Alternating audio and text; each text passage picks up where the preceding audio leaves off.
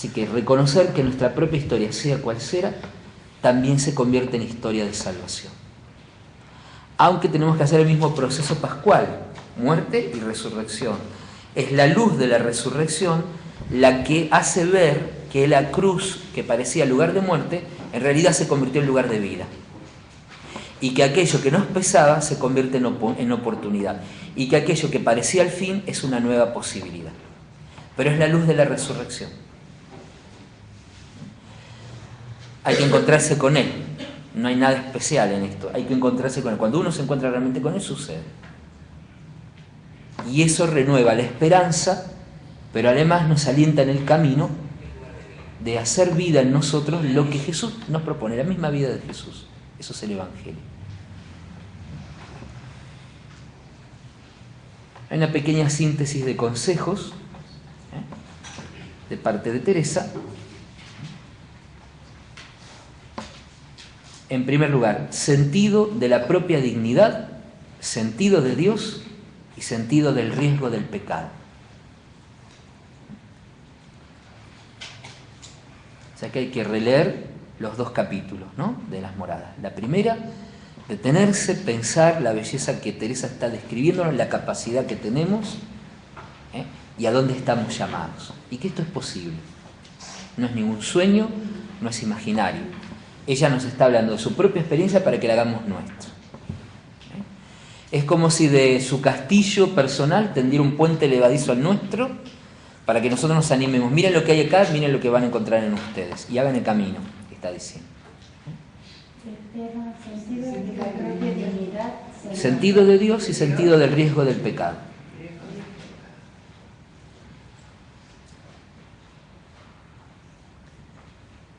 Segunda síntesis del consejo. Poner los ojos en Cristo. Esto es algo que va a repetir incansablemente. Pongan los ojos en Cristo. Es más, nos dirá de la oración alguna vez en Camino de Perfección, no le pido que hagan grandes consideraciones, no le pido que hagan una gran meditación, solo le pido que lo miren. Solo le pido que lo miren. María es nuestra especial intercesora. Y adelantémonos un poquitito. En todos los momentos claves del camino del castillo interior va a aparecer, va a estar citada la Virgen como especialmente la que nos va a conducir en un momento clave para dar el paso siguiente, ¿no? Los momentos cruciales va a estar presente María. Y también buscar la intercesión de los santos. Ella misma lo recomienda acá, en este.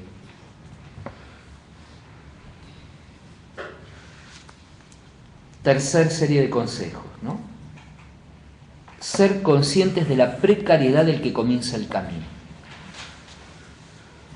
Estamos aprendiendo a caminar. No podemos dar saltos espirituales. Tenemos que hacer el camino completo. En el libro de la vida, capítulo 13, ella habla de esa necesaria prudencia espiritual porque uno siente que comienza algo bueno, algo hermoso, empieza a ver que florecen en sí lo bueno, las virtudes, y uno tiene la tentación de convertirse en maestro ciruela, ¿no?, que sin saber leer puso escuela.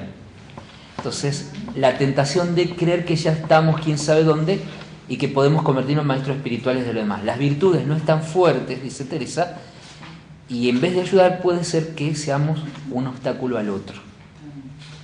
Entonces, necesidad de ahondar en el conocimiento propio, pero también de no apurarse a creer más de la cuenta, no volverse eufórico, sino entusiasmarse sí, esperanzarse sí, pero no la euforia de lo puedo todo ya, sino que estoy empezando.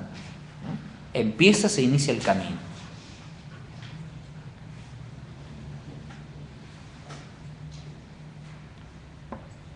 Insistencia en la lucha y en el espíritu combativo.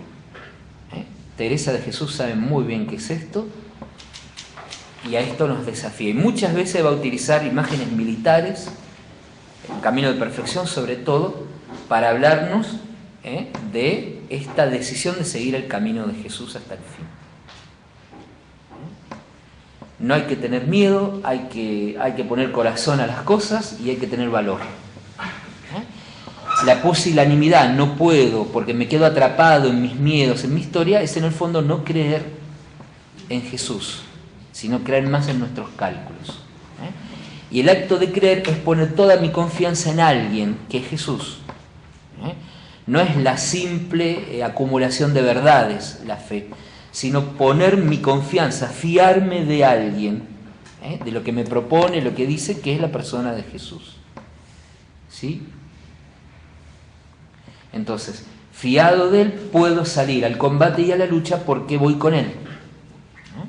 Teresa nos dirá, juntos andemos, Señor, por donde fueres tengo que ir.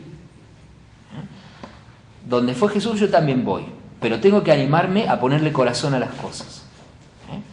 A no temer las dificultades del camino, los retrocesos, las caídas. A no temer nada de eso. Lo único que hay que temer es darnos vuelta y echarnos a perder. Y finalmente nos dice Teresa, para que no perdamos la cabecita, ¿cuál es la verdadera plenitud? Entendamos que la perfección verdadera es amor de Dios y del prójimo. Y mientras con más perfección guardaremos estos dos mandamientos, seremos más perfectos. La palabra perfección la traducimos a nuestro lenguaje plenitud. La plenitud verdadera es amar a Dios y amar al prójimo. Lo esencial del Evangelio. El amor en la doble vertiente de Dios y del prójimo. Ha sido el Evangelio de hoy también, capítulo 15 del Evangelio de Juan, donde Jesús parte de un hecho esencial. Como el Padre me amó, los amé yo a ustedes. O sea que, así como Dios Padre se da al Hijo en la Trinidad, así Jesús se da a nosotros. Y nosotros estamos llamados a permanecer en ese amor para amar de la misma manera. Por eso dirá, les doy un mandamiento nuevo, que no es la imposición de una ley, porque el amor no se puede decretar a nadie, sino que amar significa demostrar en mi manera de ser, de actuar, de sentir, lo que Dios hace en mí. Ese amor. Nuestro amor es respuesta a su amor. ¿Entienden? Porque Él nos amó primero, para continuar con el evangelista San Juan.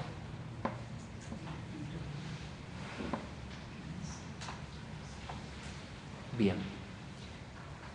¿Preguntas?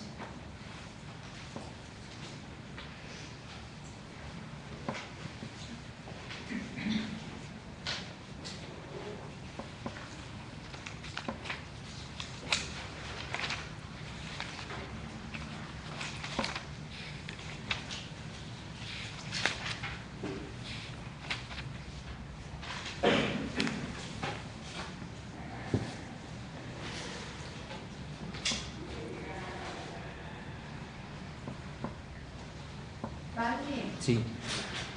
en esa parte donde ella dice del pecado, Sí. ¿ella qué dice, por ejemplo, de nuestras tendencias al pecado? O sea, En realidad nosotros hemos... reacciones ¿Cómo? naturales al pecado. ¿Qué dice ella? ¿Porque pecamos porque hay una naturaleza No. pecaminosa o no? No. ¿Qué dice ella? No, en este caso ya no dice nada, porque no está dando clase de dogmática. Empecemos por ahí. Para Teresa, la fe de la Iglesia habla que el hombre elige el pecado, es libremente elegido, ¿no? No es una acción accidental. Es una elección libre y decidida, sabiendo que está mal, lo elijo. Dice el pecado. Pero nosotros naturalmente hay cosas que pueden cerrar la relación con Dios. Por ejemplo. No, o sea, es como que la imperfección nuestra, recién decíamos, se frustra la relación con Dios cuando el hombre, y no siempre a nosotros nos es fácil ver de qué forma... Se frustra la relación con Dios no solo por el pecado, sino por cerrar mi historia en mí mismo y no mirar más allá de mí, ¿no? O sea, es más actitud que claro. yo pueda a nivel personal. No solamente está el pecado, sino también hay una actitud, exacto. Claro, porque a lo mejor uno se propone concretamente cosas, Sí. ¿no es cierto? A lo mejor no hacer esto de esta forma, no hacer...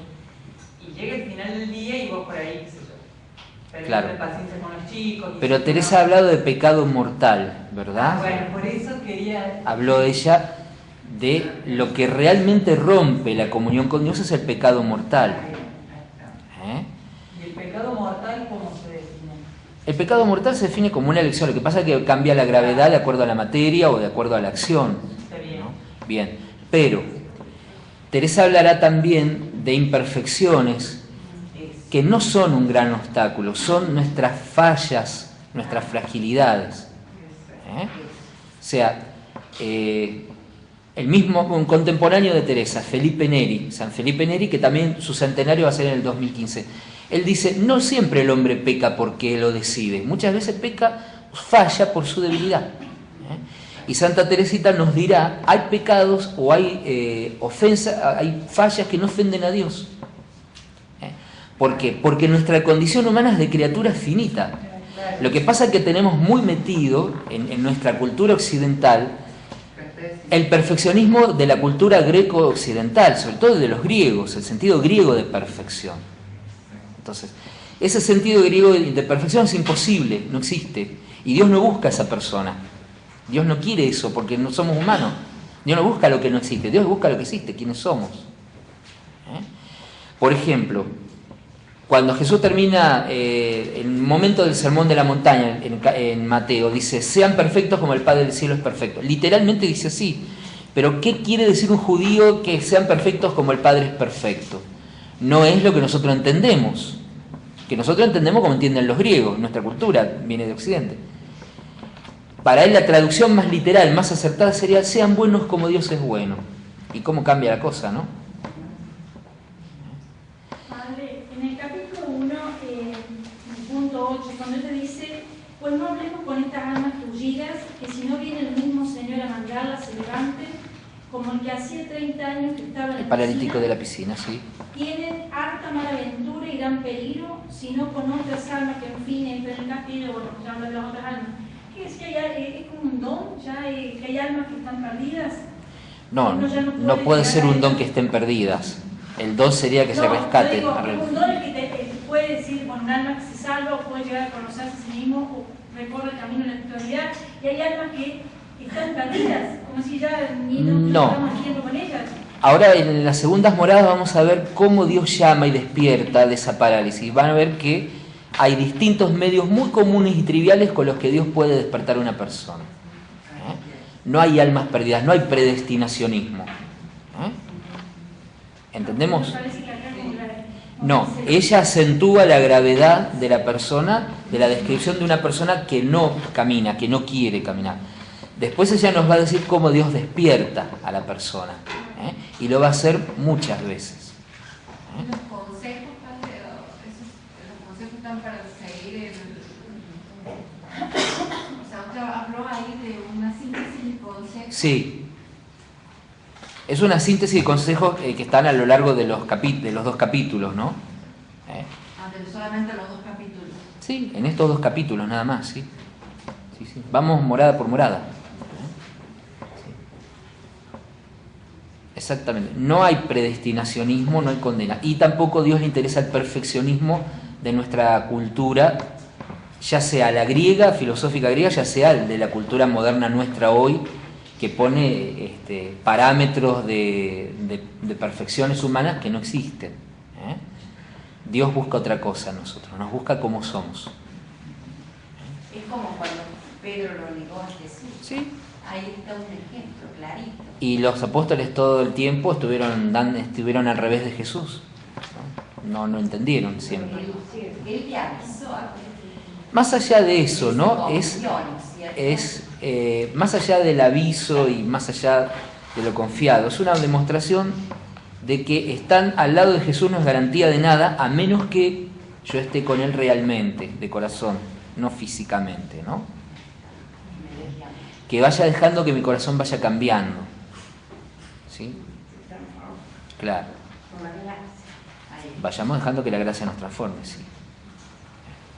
Y poder contagiar a nuestros hermanos. Exactamente, porque ella hablaba así como un alma buena, decía, es como una fuente que despide pequeños arroyos de agua, que es un agua límpida que puede despertar y atraer. De la misma manera, la persona en gracia atrae también a otros a esta experiencia. Fíjense que el texto evangélico preferido de Teresa, que lo leemos en la misa de su día, es la Samaritana, ¿no? El capítulo 4 de Juan. Jesús le dice en un momento, el agua que yo dé, se bebe una sola vez y dice, y se convierte en él, acá dice, y salta hasta la vida eterna, se convierte en torrente que fluye hasta la vida eterna. O sea que se convierte en comunicador de esta experiencia de Dios que atrae a todos a esta vivencia de la propia belleza y la propia dignidad y capacidad que es tenerlo a Dios. Sí. Podemos saber, Padre, cuando uno posee una gracia. La gracia estamos hablando, ¿no? Bien. Te contesto con Juana de Arco a los inquisidores. Si estoy en gracia, que Dios me conserve en ella, y si no lo estoy, que Dios se digne ponerme en ella. O sea que no podemos saberlo realmente. Estoy igual que antes, Padre, no entiendo. No entiendo. Y que no lo podemos decir nadie. Nadie lo puede decir. Juana de Arco le contestó así a los inquisidores. La pregunta era tentadora, era para hacer la cara en la trampa. Y ella contestó con la contestación del Espíritu, ¿no? Si estoy en gracia, que Dios me conserve en ella, y si yo no estoy, que se digne ponerme en ella. Y el Catecismo de la Iglesia Católica cita esa frase exactamente. Padre, recién decías que la puerta es la oración. Y vos decías que orarse a sí mismo. Yo quién soy, yo me tengo que encontrar con Dios. No establecer un monólogo conmigo, sino este soy yo, esta es mi historia, esto es lo que me pasa, esto es lo que siento, esto es lo que quiero. En los capítulos del 26 al 29 de Camino a Perfección, Teresa habla, ¿no?, cómo es la oración, ¿no? Entonces dice, si estás triste, bueno, míralo a él en el huerto de los olivos. Si te sentís muy sola, míralo atado en la columna. Si te sentís muy contenta, míralo saliendo del sepulcro en la resurrección. Si te sentís muy agobiado, míralo llevando la cruz, que ni siquiera lo dejaban respirar hondo, ¿no? Entonces, uno tiene que tomar la realidad en que está, cómo está en ese momento, y orar desde ahí. O sea, Dios no necesita ni discursos, ni necesita palabras correctas como si hablaras con un personaje eclesiástico. Vos tenés que hablarle a Dios con toda la confianza y familiaridad de los propios hijos de Dios, ¿no? De hecho, Jesús en el Evangelio de Lucas, en el capítulo 11, donde viene el Padre Nuestro, pone a continuación una parábola muy interesante, el amigo caradura, que dice que el que va a despertar al otro a medianoche vende unos panes, y dice, si no lo consigue por las buenas, lo va a conseguir por la caradura. Entonces dice, lo que nos está diciendo Jesús es que seamos así con Dios, caraduras, ¿no? Y dice, después pone el ejemplo, si ustedes dan cosas buenas a sus hijos, y si ustedes que son malos dan cosas buenas a sus hijos, ¿cuánto más el Padre dará su Espíritu Santo a quien se lo pida, ¿no? O sea que nosotros nos dirigimos a la bondad de Dios, porque Dios es amor, la primera expresión del amor es la bondad. Entonces yo me tengo que dirigir a esa realidad, no a la que yo me imagino de Dios. Y tengo que orar como soy, ¿no? Lo que estoy viviendo, lo que estoy pasando, cómo me encuentro, y dejar que Él también intervenga. No tengo que darle un discurso a Jesús, tengo que dejar que también Él me hable al corazón. Padre, Sí. me quedé preocupada con lo que dijo de la gracia. Nosotros sabemos, nos formamos espiritualmente, sabemos cómo tenemos más o menos los pasos para conseguir la gracia. Entonces, los Claro, hacemos. si conseguimos la gracia ya dejó de ser gracia, ¿no? Gracia es gratis. Vamos por el camino que sabemos que Dios nos da. En realidad es camino de fe, ¿no es cierto? No tenemos una certeza absoluta. Yo estoy en gracia total de Dios. No lo tiene nadie. Ni siquiera María, que tenía la plenitud de la gracia, porque es la concedida sin pecado, ni siquiera María lo sabía. Y nosotros menos. Porque lo caminamos en la fe. Pero no en la fe de que hice buena letra, sino en la fe que la bondad de Dios es más grande que mis pecados, que mis límites y que mis fragilidades. Otra vez lo que digo de la fe es ponerla en alguien, no en mí. Ahí existe la fe recién. ¿Sí? Lo que pasa es que a veces repetimos alegremente esquemas de una teología que se desconectó de la Sagrada Escritura en su tiempo y seguimos repitiendo fácilmente y no nos damos cuenta que estamos diciendo barbaridades. Entonces, gracias a Dios, Teresa está antes de esa desconexión entre la teología y la Sagrada Escritura y nos puede decir cosas que son realmente las que el Evangelio nos está planteando, ¿no? Estamos lejos de esos defectos que hay muchos doctores Frankenstein en la iglesia de hoy que quieren resucitar o revivir esos cadáveres de la teología, una teología, digamos, totalmente desconectada del querer de Dios, hecha a partir de una reflexión encerrada en sí misma, ¿no? Nosotros necesitamos volver al Evangelio, a la palabra de Dios, porque ahí vamos a encontrar muchas verdades que nos alivian, que nos liberan y que nos conducen correctamente, ¿no? Nosotros, los católicos, más de todo, hasta por mí, pecamos muchas veces de soberbia, porque creemos que a lo mejor vamos a misa, comulgamos y nos jactamos de que estamos en gracia. Yo lo digo, Ya lo vamos a ver en las terceras moradas. Ya vamos a verlo en las terceras moradas. Ya vamos a ver las terceras moradas. Vamos a ver lo simpáticas terceras moradas. Hay más de uno, se va a agarrar la cabeza. Padre, entre los consejos que da la especie en la lucha, están las primeras moradas, ¿no? Sí, primeras moradas, capítulo 2, de los parágrafos 14 al 16. En realidad está en toda la obra, pero acá encontramos ya la consigna puesta al principio. La imagen misma de Castillo ya nos está hablando de defensa, ¿no? De un lugar maravilloso, pero que también tiene su lugar de defensa, ¿no? Acuérdense que Ávila es una ciudad amurallada. Ella está viendo su propia ciudad que tiene su baluarte para defenderse, ¿no? Entonces le sirvió muy bien para decir, bueno, acá está una imagen excelente sobre el ser humano y que tiene que luchar, tiene que defenderlo esto, ¿no? Y tiene que luchar hasta llegar al centro.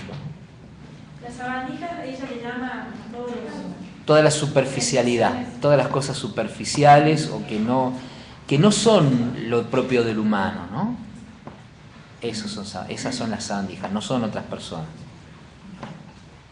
Pero que terminamos asemejándonos, cosificándonos, podemos decir, a esto que está en la ronda del castillo, en la exterioridad, porque es en lo que ponemos el acento, ponemos nuestro deseo, en estas cosas nimias que no son, que nosotros fuimos creados para algo más grande.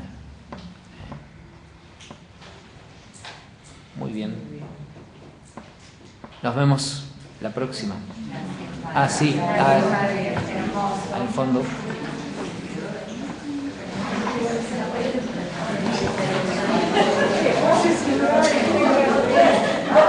¿Qué pasó? ¿Se detuvo esto, no?